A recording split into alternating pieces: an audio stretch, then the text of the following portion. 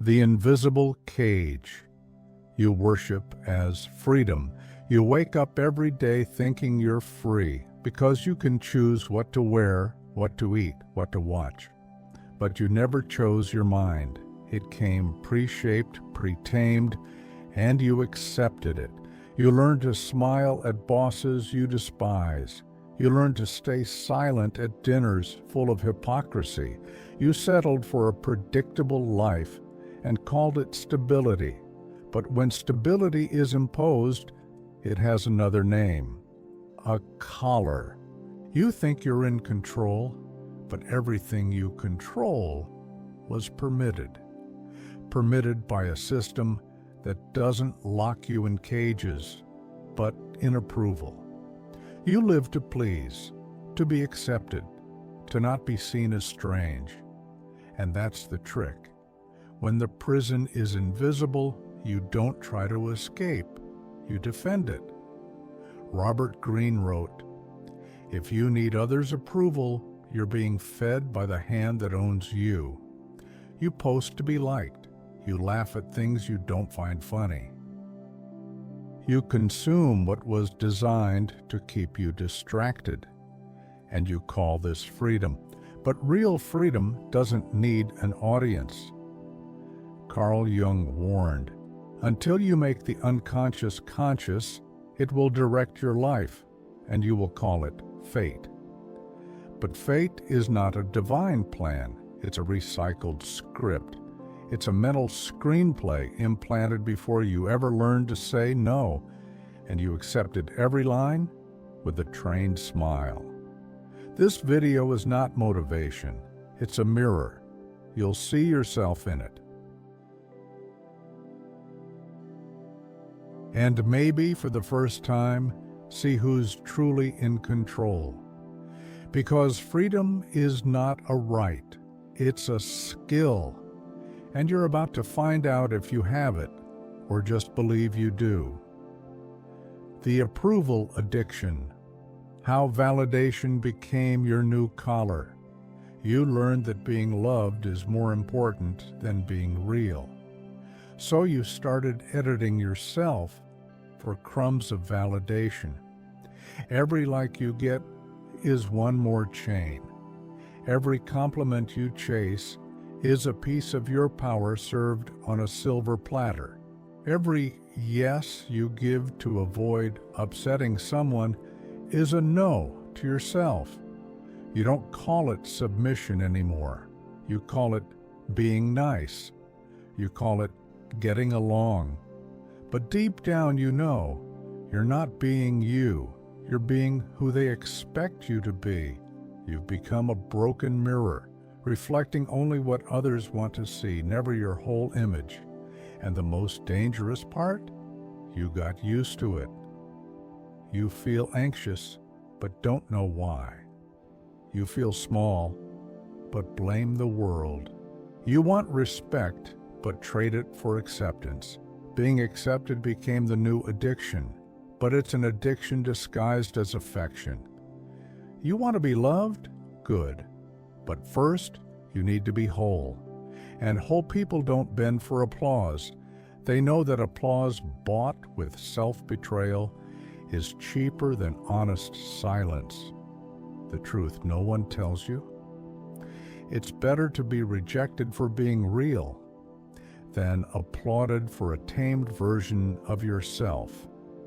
The quiet mistake 90% make, confusing comfort with freedom. You mistook silence for peace, routine for stability, conformity for freedom. You thought not feeling pain meant you were free. But the absence of pain is often just anesthesia. And anesthesia doesn't heal, it numbs. You chose comfort. And comfort, over time, became a cushioned prison. You fear discomfort because you believe pain means something is wrong. But sometimes pain is the body screaming, "Finally, we're alive." Freedom is not gentle. Freedom rips. Freedom expels what doesn't belong. It burns the masks, and yes, it hurts. You think you're at peace, but in truth, you're just avoiding a confrontation that must happen. You think, I'm not suffering, so I must be fine. But being fine isn't being untouched. Being fine is being in motion. It's growing, even when it stings. True comfort is the discomfort of living in truth, even when that truth scares you. It's time to understand. If you never feel discomfort, it's not because your life is aligned. It's because you've been numbed too deeply to notice the prison. The hardest cage to escape is the one that feels too cozy to leave. How the truly free protect their power. The rule of emotional camouflage. A free mind doesn't showcase itself. It watches, it calculates, it stays ahead. The truly free walk in silence.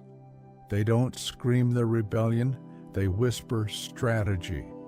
You expose yourself, you hand your emotional world to anyone who bares their teeth. And then you wonder why you keep bleeding in public. The mistake is believing vulnerability means letting everyone in. But not everyone who knocks comes in peace. The weak wear their emotions like billboards. The strong encrypt them. You react too fast. You talk too much. You show too much. And forget, every reaction is a map for those who know how to manipulate. Freedom begins when you learn to stay quiet, where you once spilled. When your pain becomes strategic awareness, not emotional theater. It's not coldness, it's self-command. It's not apathy, it's precision. Real power doesn't get offended, it calculates. Those who've mastered emotional camouflage aren't hiding from themselves. They're protecting what they've built. Because if you show all your cards, you're not playing, you're begging. And those who beg don't lead. What are you tolerating that a free person would never accept? You tolerate too much. You tolerate in silence. You tolerate with a fake smile on your face, but what you call patience is really conditioning. Conditioning to swallow what chokes you, to silence what screams inside. You say you chose the path of peace. But the truth is, you were trained not to disturb, trained to accept daily microviolence in the name of stability, in the name of harmony, in the name of not being difficult. But who convinced you that freedom means being bearable? Who taught you that your pain is too much? What you tolerate defines the price of your peace, and right now, it's being sold way too cheap.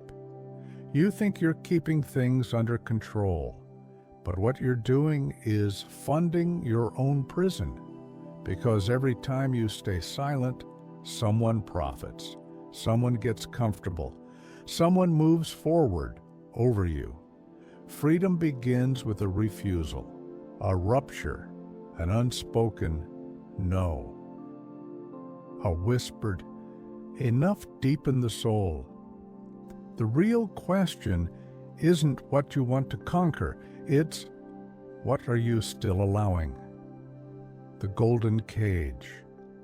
Why the well-fed prisoner never tries to escape. Give the prisoner food, give them comfort, give them distraction, and they'll forget they're locked up. The cell doesn't need visible bars, it just needs to offer enough safety to make escape feel unnecessary. You were taught to value what gives you stability, even if it suffocates you. Routine became your addiction, predictability, your relief, the reward, your golden collar. But freedom isn't comfort. Freedom is risk. It's chaos. It's choosing for yourself, even when everyone tells you to obey. The bird in the golden cage sings beautifully because it doesn't know the silence of the forest. It forgot the raw scent of freedom. It learned to call captivity home. And you? How many times have you said, "Thank God I'm safe," when in truth you were just under control? They didn't need to break your will. They only had to convince you to trade it for a salary, for a like, for a compliment. And when someone finally shows you the way out, you'll hesitate. Because outside the cage, everything is wild, unpredictable, alive. But if your peace depends on pleasing, on maintaining, on obeying, then what you have isn't freedom. It's a privilege granted by your trainer. What you call freedom is social engineering that works on you. You think you're free because no one holds your hands, but your thoughts, they were taught, your desires, programmed, your obedience, disguised as choice. Robert Greene said, "To control your enemy, give him the illusion of autonomy." And you believed it. You believed you could choose your own path, but never questioned who paved the roads. You believed you had a voice, but only repeated what was allowed. You believed you were different, but you only memorized the version of freedom they handed you. And every time you hit accept without reading, every time you say, "It's just the system," every time you stay silent just to avoid conflict, you reinforce the invisible chains they now call progress. Nassim Taleb wasn't exaggerating. The modern slave isn't chained. He's salaried and entertained. This new prison has Wi-Fi. It has comfort. It has status. But it doesn't have autonomy. It doesn't have courage. It doesn't have truth. Real freedom is anti-fragile. It doesn't adapt. It breaks, rebuilds, and is born again. It demands discomfort, rejection, brutal clarity, and a solitary decision to unlearn what you were trained to become. The question was never, "Are you free?" It's this: are you ready to pay the real price of freedom? Or will you keep calling submission a choice, just to avoid facing who's really in control of your mind?